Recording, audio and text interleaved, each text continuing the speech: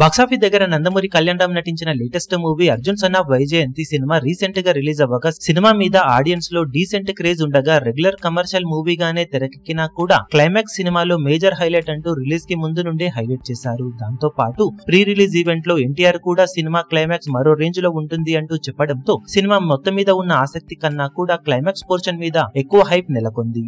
ఇక cinema release అయిన తర్వాత ఓవరాల్ గా మూవీ రొటీన్ గానే సాగి తర్వాత సినిమా ఏమవుతుంది అన్నది ఆల్మోస్ట్ క్లైమాక్స్ ముందు వరకు ఈజీగా గెస్ చేసేలానే ఉన్నప్పటికీ క్లైమాక్స్ పోర్షన్ ఒక్కటి మాత్రం డిఫరెంట్ ఎక్స్పీరియన్స్ ఆడియన్స్ కి కలిగించింది. దాంతో అప్పటి వరకు రొటీన్ గానే అనిపించిన సినిమా క్లైమాక్స్ కొంచెం కొత్తగా ట్రై చేయడంతో ఓవరాల్ గా సినిమా మీద పాజిటివిటీ అయితే పెరిగిందని చెప్పవచ్చు. కానీ జనాలు మాత్రం ఈ క్లైమాక్స్ కోసం ఎగబడి వస్తారు అనుకున్న రేంజ్ లో అయితే రెస్పాన్స్ ఆడియన్స్ నుండి సొంతం చేసుకోలేదు. కానీ రీసెంట్ గా సినిమాకి జరిగిన సక్సెస్ మీట్స్ లో అలాగే ఇతర ఈవెంట్స్ లో కూడా క్లైమాక్స్ అంటూ ప్రతి ఒక్కరూ క్లైమాక్స్ గురించే చెబుతూ ఉండటం, పోస్టర్స్ లో కూడా క్లైమాక్స్ ని హైలైట్ చేస్తూ ప్రమోట్ చేస్తూ ఉన్నారు. ఆ ఒక్క సీన్ తోనే సినిమా మొత్తం చూడడానికి ఎంతమంది వస్తారో తెలియదు, కానీ ఇలా సినిమాలో ఒక్క క్లైమాక్స్ ని మాత్రమే హైలైట్ చేస్తూ మిగిలిన సినిమా మొత్తాన్ని సరిగ్గా ప్రమోట్ చేయలేకపోతున్నారనే చెప్పాలి. బాక్సాఫీస్ దగ్గర సినిమాలో కమర్షియల్ ఎలిమెంట్స్ ఉన్నప్పటికీ క్లైమాక్స్ కొంచెం బెటర్ గా వర్కౌట్ అయినా మిగిలిన సినిమా మొత్తం రొటీన్ గానే సాగిందని చెప్పాలి.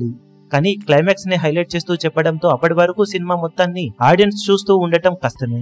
ఓవరాల్ గా సినిమాకు క్లైమాక్స్ హెల్ప్ అయింది, కానీ క్లైమాక్స్ కి తగ్గ రేంజ్ లో మిగిలిన పార్ట్ కూడా ఉంటే సినిమా రేంజ్ మరో విధంగా ఉండేది. ఇక బాక్సాఫీస్ దగ్గర ఈ క్లైమాక్స్ ప్రమోషన్ హెల్ప్ తో వర్కింగ్ డేస్ లో సినిమా ఎలాంటి హోల్డ్ ను చూపించగలుగుతుందో చూడాలి.